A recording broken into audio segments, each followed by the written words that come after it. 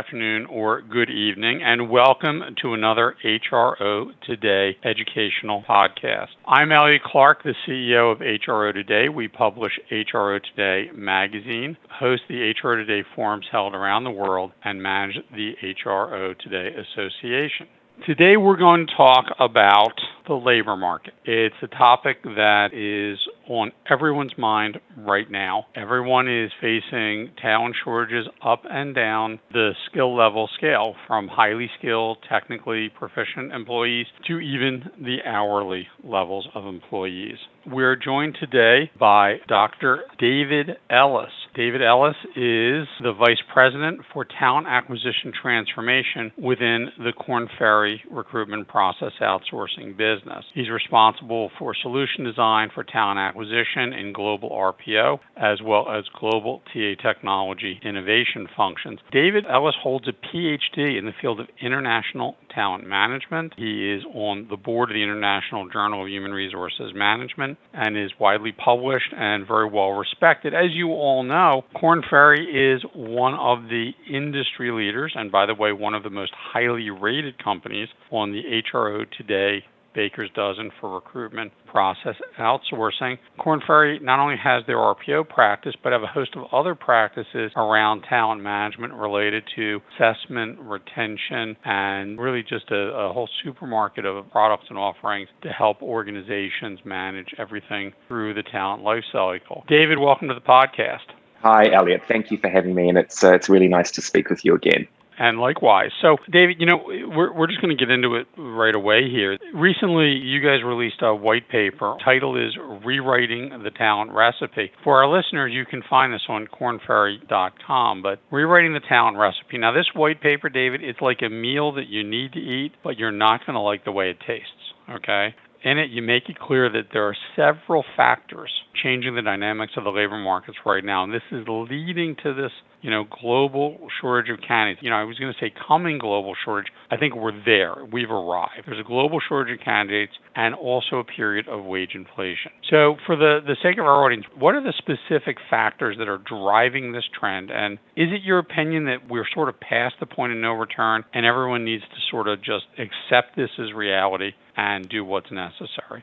Well, Elliot, I mean, I've been joking that we had to call talent recipe because of our collective love of food, and speaking for myself, my love of food. But the need to rewrite that recipe, it's come from a number of factors, as you say, that have directly impacted the talent market. And what's interesting is in some areas we've seen trends that were already occurring, and those have just been amplified in the current situation, but in other cases, some new trends emerged. So a couple of examples that I'm sure will ring familiar to some of the people out there. So vacancies or demand for talent are at record levels, right? You alluded to this. At the end of April, we had a record 9 million open jobs in the US. 9 million. And meanwhile, in relation to talent supply in Britain, the number of available workers dropped at the fastest rate since 1997. So, these are two of the factors that are almost colliding, right, at present. And we recently added skilled recruiters to the ever-growing list of talent in hot demand. So recruiter compensation is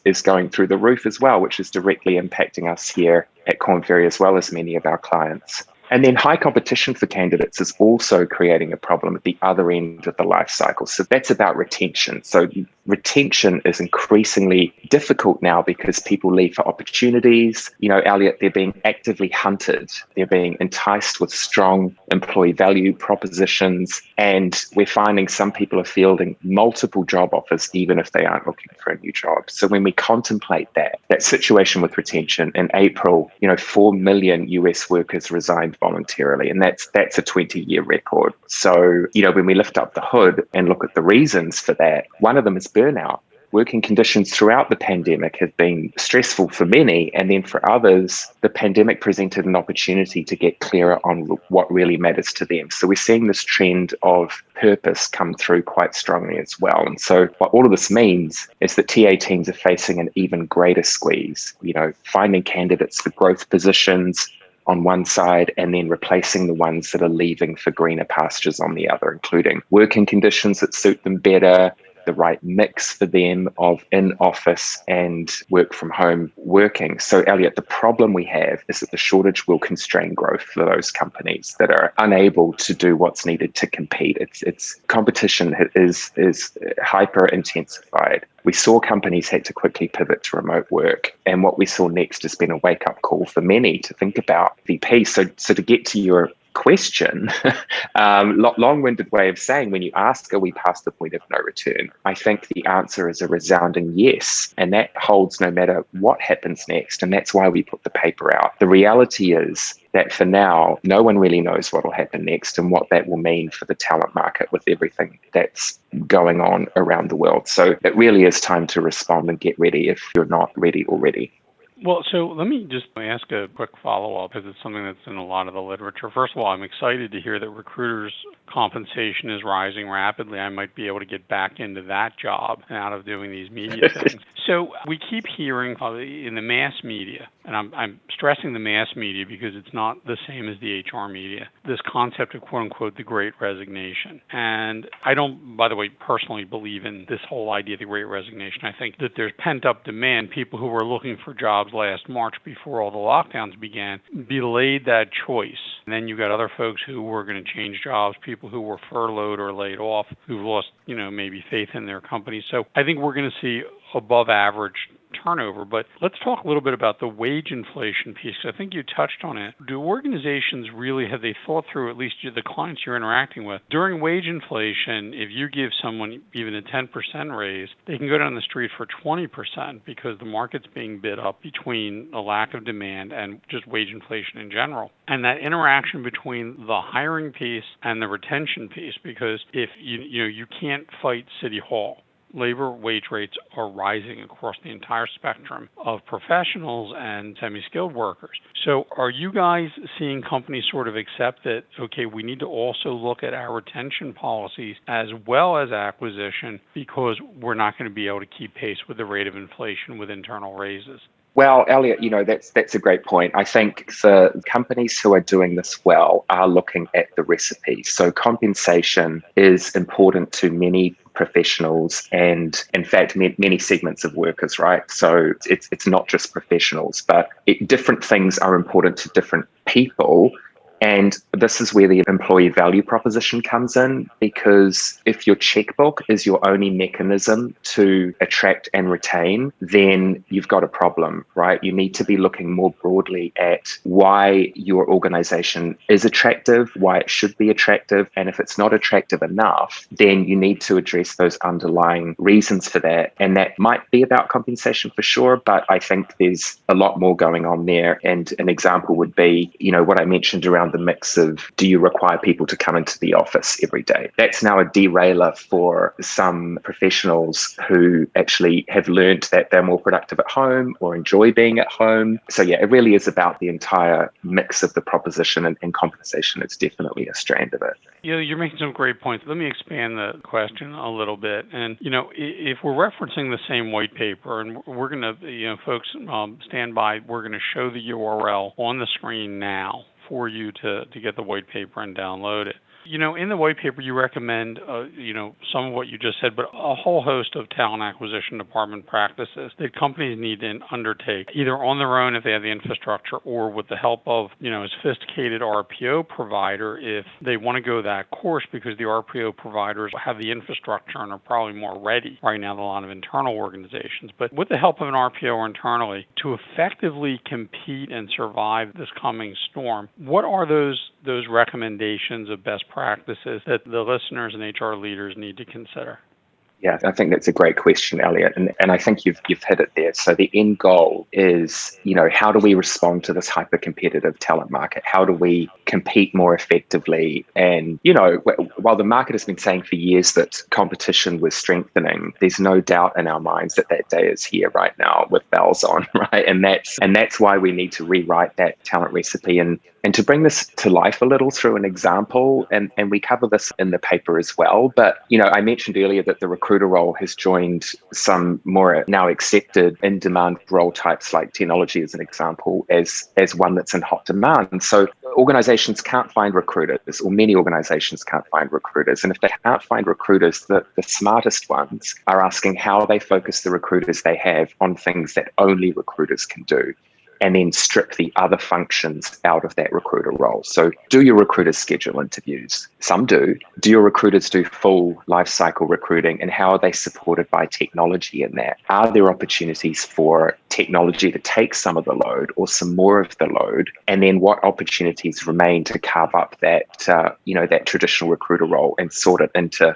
two columns? On the left, only recruiters can do this. On the right, someone else could do this, or technology could do this. And then, that column on the right, someone else can do this, should connect into the market talent supply. So if administrators or coordinators are in greater supply in the market, then that could indicate that it's time to strip those functions away from the recruiters. So that's the first one, is the content of the role and how that relates to the talent supply. You're seeing, and by the way, Elliot, when you're ready to, come back into the recruiter role again, just give us a call. But the second point I think you alluded to is really that laundry list of recommendations, right? So some of these begin with the letter B. And so what we're seeing, the organizations doing this well are looking more broadly than TA and looking at the recipe. They're asking questions like, what can we borrow? So, that's about contingent labor, seasonal or gig workers. How can we better bind employees? So that's the retention piece, reducing turnover. How do we build talent? So that's about making more of the talent we have through upskilling, reskilling, succession, diversity planning. And then what can we bot, which of course is about robotic process automation and other opportunities for technology to support processes and create better scale and flexibility. So I think we've talked about the EVP piece as well. That's really critical. And there's a couple of other recommendations that when people take a look at the paper, they'll be able to really see how that recipe comes together. And I think it's really about doing what you can to think in fresh ways about this problem, Elliot, because the company's doing that and really anticipating what might come next and being ready for that are the ones that are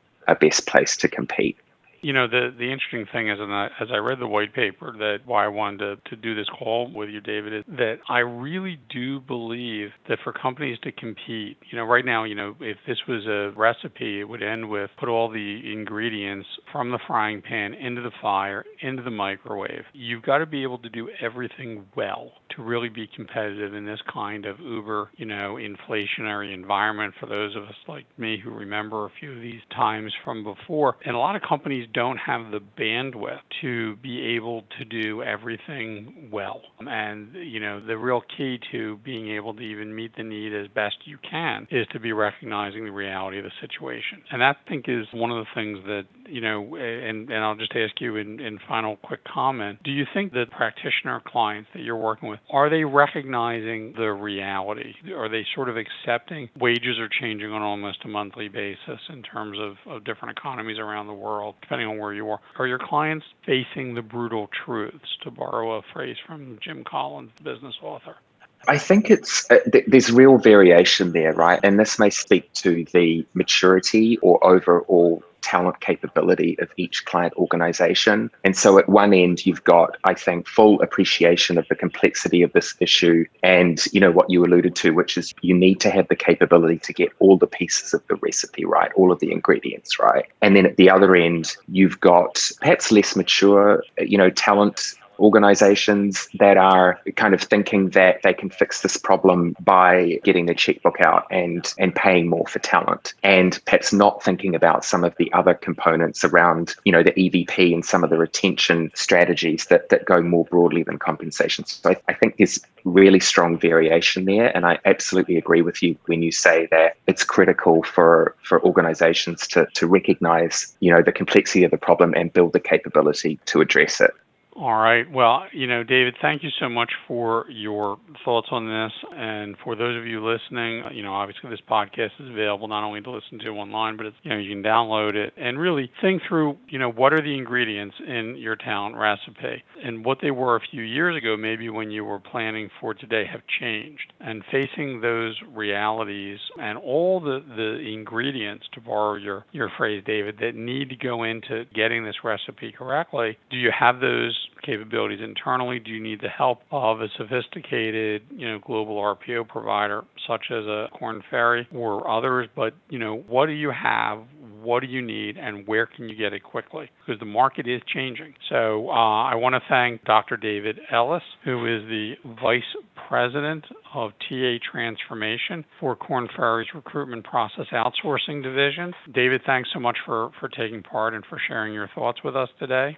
I want to thank you all for your time and attention, and we'll look forward to you joining us on our next HRO Today educational podcast.